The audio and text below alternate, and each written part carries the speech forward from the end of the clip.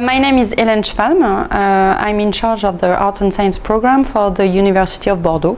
Art and Science program was set up in 2014, and it's a program which supports co-creation between mainly artists and scientists of the University of Bordeaux. That's one of the specificities of the program.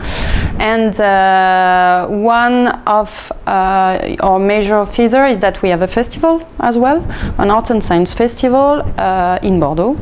And for this festival we work with a lot of partners, especially cultural issues, museums, and the purpose of this festival is really to talk about art and science and to present our art and science ongoing projects.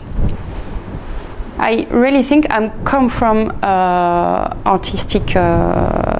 I don't have an artistic background, but I have a cultural background and cultural management background, and I'm really convinced that artist has a social role in the society.